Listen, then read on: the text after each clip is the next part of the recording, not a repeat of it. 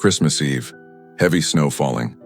A young billionaire mother is thrown out onto the street with her 8-year-old son by parents who call her a mistake and a shame to the family.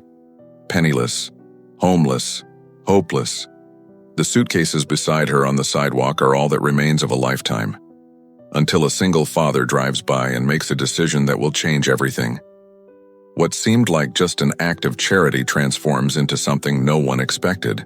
And when she finally uses her knowledge of her father's companies to help him with his business, everything explodes in a surprising way.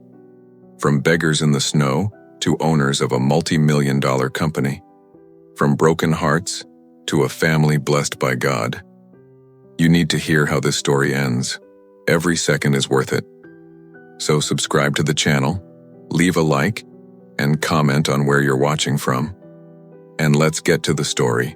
Daniel Cooper was 38 years old, with brown hair already beginning to gray at the temples, tired but kind eyes. It was the evening of December 24th, around 7 o'clock, and he was driving his blue Ford pickup truck through the streets of Denver, Colorado. The snow was falling heavily, those large flakes sticking to the windshield. He was going to the corner convenience store. He had forgotten to buy cranberry sauce for dinner, a simple dinner, just him and Emily, his 10-year-old daughter. It had been exactly a year since Sarah had passed away, breast cancer. It took her 8 months, from diagnosis to the end. Daniel still felt the emptiness in his bed every night, still hoped to hear her voice calling Emily for dinner. But life went on, right? It had to go on, for Emily, for the girl who had the same green eyes as her mother. He was almost at the convenience store when he saw it. On the right side of the road, under a half-broken lamppost, a young woman sat atop a suitcase, hugging a small boy. They were both shivering. The snow had already covered part of the suitcases around them. Daniel slowed down, his heart clenched. Who leaves someone stranded on the street on a night like this? And on Christmas Eve? He glanced in his rearview mirror. The street was empty. He reversed and stopped beside them. He opened the window. The cold wind entered the car like a knife. "Miss, are you okay?" She lifted her face. Daniel felt his heart clench even more. She must have been about 28 or 29 years old. Beautiful, very beautiful indeed, with long, snow-covered blonde hair, blue eyes swollen from crying. The boy clinging to her couldn't have been more than 8 years old, skinny, with the same hair color as his mother, trembling like a leaf. I'm fine, she said, but her voice broke. She wasn't fine, not at all. Daniel turned off the car and got out. The snow immediately soaked his shoulders. "Young lady, for God's sake, you're going to freeze here. What happened?" She started crying again, trying to hide her son's face. We're kicked out of our house. Expelled. Today. On Christmas Eve. She could only nod. The boy looked at Daniel with those frightened eyes. The way children look when their world has collapsed and they don't understand why. Daniel took a deep breath. He wasn't the type to meddle in other people's lives. He'd always been quieter, you know? One of those who go to church every Sunday, greet the neighbors, work hard at the accounting office, and go home. But there was something about those two. Maybe it was the desperation in her eyes. Maybe it was the image of the trembling boy that affected him in a way he couldn't ignore. "Look, I don't know what happened to you, and you don't have to tell me now if you don't want to. But I'm not leaving you here. Get in the car. Let's get out of this snow." She hesitated.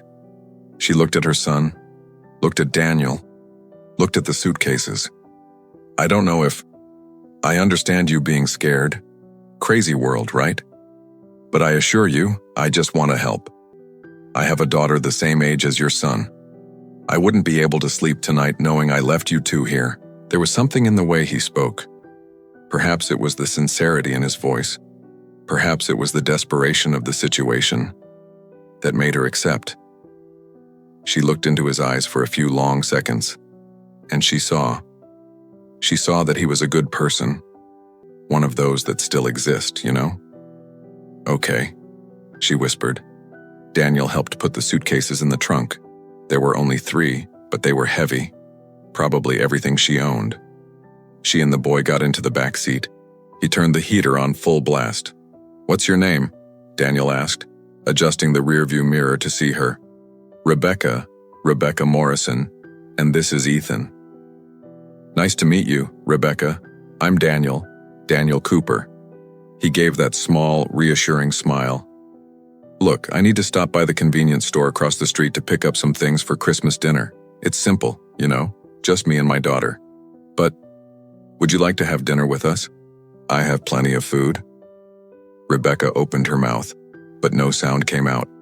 She looked at Ethan, who had rested his head on her shoulder, his eyes half closed with tiredness. "I don't want to bother you." "It doesn't bother me at all. Really." Daniel started the car. Nobody deserves to spend Christmas alone, and even less so on the street. The drive to the convenience store was silent. Only the sound of the windshield wipers and the heater running. Daniel parked and took out his wallet. "Do you want anything? Hot chocolate? Cookies?" Ethan lifted his head, his eyes glistening slightly.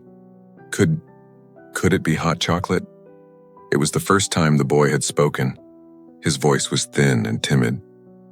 "Of course you can, champ. 2 hot chocolates coming right up."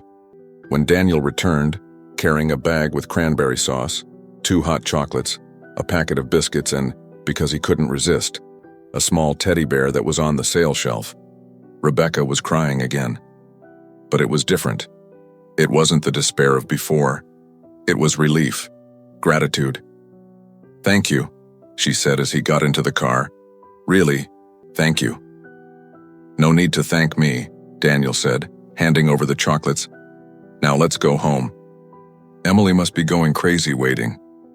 Daniel's house was in a quiet, middle-class neighborhood, one of those streets lined with trees on both sides. It was a simple house, made of wood painted white, with a porch out front and Christmas lights twinkling in the window.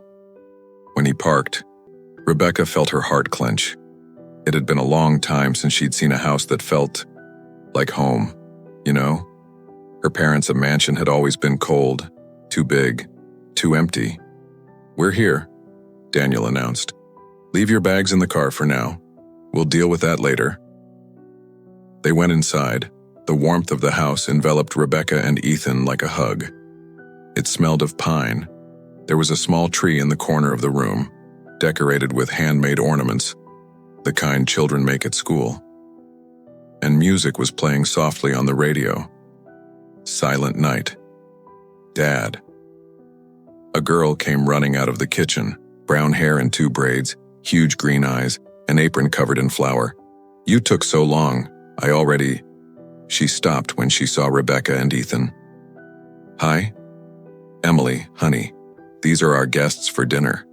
This is Rebecca, and this is Ethan." Daniel placed his hand on his daughter's shoulder. "They're going to spend Christmas with us." Emily blinked, surprised, but then gave that open, innocent smile that only a child can give. "Really? That's great. I was baking cookies. Do you want to help me, Ethan?" Ethan looked at his mother, unsure. Rebecca nodded, trying to smile. "You can go, love." And so, in the simplest way possible, Ethan followed Emily to the kitchen. Rebecca stood in the room, unsure what to do, feeling out of place. Daniel noticed. "Sit down on the sofa. Make yourself comfortable. Let me just put these things away and we can talk." She sat down. The sofa was old, worn, but comfortable. A crocheted blanket was draped over the backrest. A Bible sat on the coffee table, colorful bookmarks sticking out of the pages. Photos hung on the wall. Younger Daniel, a beautiful woman with brown hair, baby Emily, a happy family. There was something in that house. Rebecca couldn't explain it. But it was as if the presence of God was right there, Peace. After so long living in war, she finally felt peace. Daniel returned with 2 mugs of coffee. "I imagine you need something stronger than hot chocolate." She accepted, grateful. They were silent for a moment, listening to the children's laughter in the kitchen. "Your house is beautiful," Rebecca said finally. It's small, simple, but it's home. Daniel took a sip of his coffee. We were happy here. Me, Sarah, and Emily. Very happy. Sarah is... She was my wife. His voice lowered. She passed away last year. Today marks exactly 1 year. Rebecca felt her heart clench. I'm very sorry. It's difficult, especially for Emily. Daniel glanced towards the kitchen, where the girl was laughing with Ethan. But we're learning to live with the longing, one day at a time. Dinner was strange at first, like that slightly uncomfortable silence that comes when strangers share the same table. Daniel had prepared a small turkey, mashed potatoes, salad near, and that cranberry sauce he'd gone to get. Nothing fancy, but made with love. Emily had placed the cookies she and Ethan had made in the center of the table, some burnt, some crooked, but perfect in their own way. Before they began to eat, Daniel stretched out his hands. We always say a prayer beforehand. Do you mind? Rebecca shook her head. It had been years since she had prayed. She didn't even know if she still believed in God. But she held Daniel's hand on one side and Ethan's on the other. Daniel's hand was calloused, firm, and warm. Father, thank you for this food. Thank you for keeping us safe and warm. Thank you for bringing Rebecca and Ethan to us tonight. May the Lord bless this house and all the people in it, and may we never forget that Christmas is about love, about family, about welcoming. In Jesus' name, amen. Amen, Emily repeated excitedly. Ethan looked at his mother, confused. She whispered, Amen, my love. During dinner, the children gradually lost their shyness. Emily told stories from school. Ethan chuckled softly, eating more than he had in days. Rebecca noticed how Daniel looked at his daughter, with so much love, so much devotion. He was the kind of father she had never had. It was Daniel who brought up the subject everyone was avoiding. Rebecca, you don't have to tell us if you don't want to, but what happened? Why did your parents do this to you? She put her fork down on her plate. She took a deep breath, and she began to speak. I grew up in Highlands Ranch, in one of those neighborhoods full of mansions, you know. My father, Richard Morrison, owns Morrison Enterprises, one of the biggest logistics companies in Colorado. She gave a bitter laugh. We had everything, imported cars, servants, huge parties, but we never had presents. My parents only thought about money, about business, about appearing in magazines. My older brother, Chase, and I were like accessories. The kind you show when you need to look like the perfect family but then forget about in the closet. Daniel listened in silence, his face serious. In my teens, all I wanted was attention. Any kind of attention. Rebecca wiped away a tear that kept falling. Then I met Kyle. He was 19, I was 17, he was handsome, spoke beautifully, made me feel special. My parents hated him. They said he was a bad influence, that he came from a poor family, that he was going to ruin my life. I thought it was prejudice, that they just wanted to control everything. Emily and Ethan had stopped eating, sensing that the conversation was getting serious. But they were right, weren't they? Kyle was involved in some bad things, drugs, theft. I didn't know. I swear I didn't know. Until I got pregnant at 18. She looked at Ethan with so much love. And that's when everything fell apart. My parents were furious. They called me a disappointment, a mistake, a disgrace to the family. They said I'd thrown my future away. Kyle died 3 months before Ethan was born, a shootout with the police. He was robbing a store.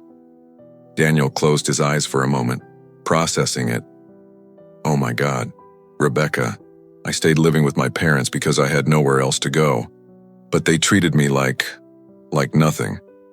My brother Chase, he was always perfect, a Harvard graduate, working with my father, a pretty fiancé from a rich family. He got compliments, parties, money. I got looks of disdain. And Ethan, they barely looked at him, at their own grandson. Her voice completely broke. But today was the last straw. We were going to have a big dinner, all that show-off stuff. The whole family gathered, pretending everything was perfect. Then at lunchtime, out of nowhere, my father came to me and said, "I'm tired. I'm tired of supporting your mistake. You have until 6 o'clock in the afternoon to leave my house and take that child with you." She sobbed. Ethan was playing in the living room. He heard everything. He asked me in the bedroom, "Mom, am I a mistake?" Daniel felt a tightness in his throat. Emily had tears in her eyes. Even Ethan, who had experienced this just a few hours earlier, began to cry again. "How does someone do that?" Daniel said, more to himself than to her. "How does a father kick out his own daughter and grandson on Christmas Eve? Money changes people." Rebecca wiped her face with the back of her hand. "Or maybe they've always been like this and I just never wanted to see it." Daniel stood up, went to her and, without asking permission, hugged her. Rebecca broke down. She cried like she hadn't cried in years. She cried for the family she never had, for the father who never loved her, for the childhood that was stolen from her, for all the times she felt invisible. "You're not a mistake," Daniel whispered. "And neither is your son. You're a strong, courageous woman who did the best you could with what you had. And now you have a place to stay, for as long as you need." She stepped back, surprised. "What? No, Daniel, I can't." "Yes, you can. I have a guest room. It's not big, but it has a double bed and we can put a mattress for Ethan." He looked into her eyes with that firmness that only good people have. "You're not going back to the streets. Not while I can do something about it. But you don't even know me. God put you in my path for a reason. I will not question it. I will obey." Rebecca didn't know what to say. She didn't even know how to thank him. Later, after the children were asleep, Ethan on the air mattress holding the teddy bear Daniel had bought, Rebecca and Daniel stayed up late talking in the living room. He told her about Sarah, how they met at church as teenagers, how cheerful and full of life she was, how she loved to cook and sing off-key in the shower, how the cancer had been quick and cruel, and how he had held her hand until her last breath. "Do you still believe in God?" Rebecca asked, after losing her. Daniel remained quiet for a while. "I was angry with God for a while. I questioned him a lot. I cried a lot." He looked at Sarah's picture on the wall. "But I understood one thing. God didn't promise that life would be easy. He promised that we wouldn't be alone. And I wasn't. I had friends from church who helped me, who took care of Emily when I couldn't get out of bed. I had Sarah for 15 years, and they were the best years of my life. Faith doesn't take away the pain, Rebecca, but it gives meaning to the pain." Rebecca had no answers. She had no faith. But she was curious, and for the first time in a long time, she had hope. The first few days were strange. Rebecca would wake up in the guest room, light blue walls, an old dresser, simple curtains, and it would take her a few seconds to remember where she was. Ethan woke up more cheerful each morning. He and Emily had become inseparable friends. They spent the day playing, watching cartoons, laughing. Daniel worked from home most of the time. He was a freelance accountant, serving small businesses in the area. Rebecca offered to help. "I know how to work with numbers. My father forced me to do an internship at his company for years." "Seriously?" Daniel seemed relieved. "Because I'm up to my neck in work. Tax season is coming up, and I'm alone. It's complicated." She started helping, and discovered she was good. Very good. She grew up seeing spreadsheets, contracts, negotiations. She hated her father's world, but she had learned. It was on Sunday, 6 days after Christmas, that Daniel invited Rebecca and Ethan to go to church with them. "It's tiny, very simple, Grace Community Church," he said while drinking his coffee. "You don't have to go if you don't want to, but it would be nice for you to see it." Rebecca hesitated. Church always seemed like something for hypocritical people. Her father went occasionally, more to show off than out of faith. But Daniel was different, right? His faith was real. You could see it in the way he treated Emily, the way he treated her and Ethan, the way he lived. Okay, I'll go. The church was exactly as Daniel had described. A small brick building with a modest bell tower. Inside, there were about 80 people, perhaps families, elderly people, young people, nothing ostentatious, just genuine, simple people. The pastor was a man in his 60s, with white hair and a warm smile. He spoke about new beginnings, about how God transforms lives, about how it's never too late to come home. And Rebecca felt something. She couldn't explain it. It was as if every word was directed at her, as if after years of being lost, she had finally found the map. After the service, several people came to greet her. No one judged her. No one asked where she had come from. They simply offered warm, sincere welcomes. "And did you like it?" Daniel asked on the way back home. "I liked it." And she was serious. "I want to go back." And she returned, every Sunday. Sometimes she went during the week too, to Bible studies, and with each visit, something inside her began to heal. The wounds her parents had inflicted, the guilt she carried about Kyle, about the choices she had made. She began to understand that God didn't see her as a mistake, that He had never given up on her. As the weeks went by, Rebecca and Daniel grew closer. It wasn't planned at all. It happened naturally. They shared their routine, cooking, taking care of the children, working together in the makeshift office in the living room. He taught her about faith. She helped him organize his business better. And then one day, Daniel realized he was laughing more, that the house had come back to life, that Emily was happier, that he was happy. For the first time since Sarah left. One night, after the children had gone to sleep, the two of them were on the sofa, watching an old movie. Rebecca rested her head on his shoulder without thinking, and Daniel didn't move away. He put his arm around her. "Rebecca," he said softly, "I need to tell you something." She lifted her face. I'm falling in love with you," he said quickly, as if he'd been holding it in for too long. "I know it's early. I know it might sound crazy, but it's true, and I don't want to ruin what we have, but I needed to be honest." Rebecca felt her heart race. She had felt it too. She was just afraid to admit it. "Me too," she whispered. "I'm falling in love with you too." They kissed there, on the old sofa, with the television still on, but neither of them paying attention. It was a soft kiss, full of promise, of a new beginning. They officially started dating, with the support of the church, with the pastor's blessing. Emily and Ethan were overjoyed. "Are we going to be real siblings?" Ethan asked, his eyes shining. Rebecca continued helping Daniel with his work, and it was she who had the idea to expand.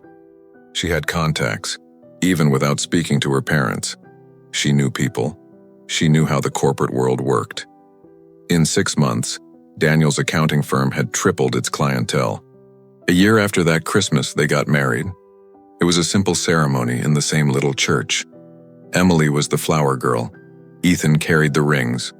Rebecca wore a simple white dress, nothing fancy, but she felt like the most beautiful woman in the world. And Daniel cried when she entered, because he saw in her not only the woman he loved, but living proof that God restores. The company grew so much that they opened a consulting firm, Morrison Cooper Consulting. She insisted on using the surname she had hated for years, but which had now taken on a new meaning. It was no longer about her father. It was about her, about who she had become. 3 years after that Christmas, they were a thriving family. Not in the way Rebecca's parents understood prosperity. It wasn't about showing off.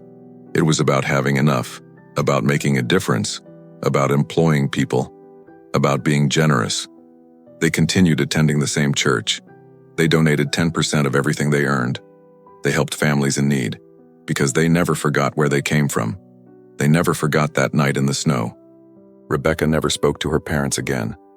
She learned from others that her brother had taken over everything, that the company was the same size, that they were still living in the same cold mansion, and she didn't feel anger. She felt pity, because they had money but they didn't have what she had: true love, real faith, purpose. One day, Ethan, already 14 years old, asked, "Mom, do you regret anything?" Rebecca looked around. The new house they had bought, comfortable but not ostentatious.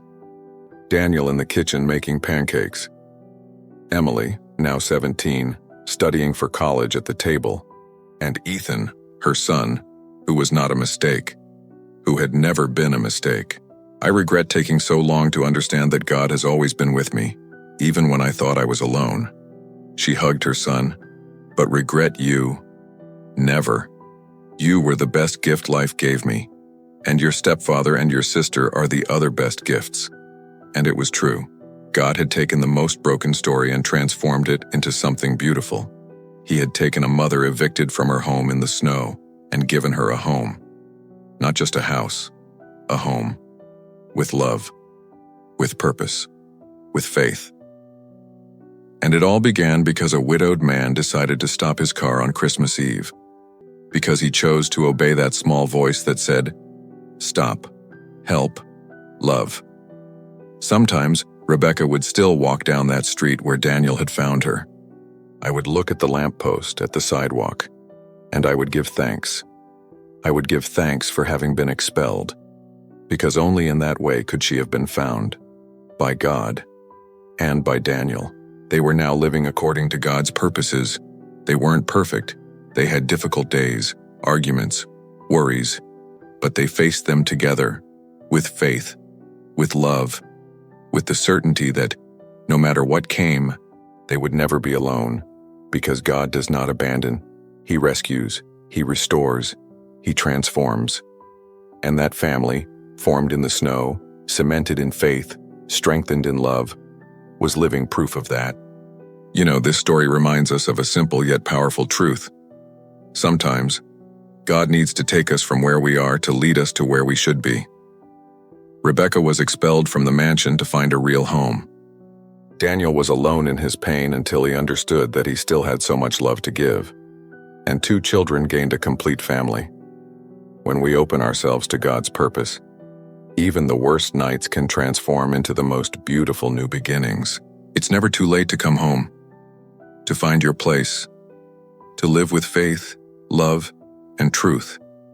If this story touched you in any way, leave a like below, comment on what you felt, and subscribe to the channel to keep hearing stories that speak directly to the heart.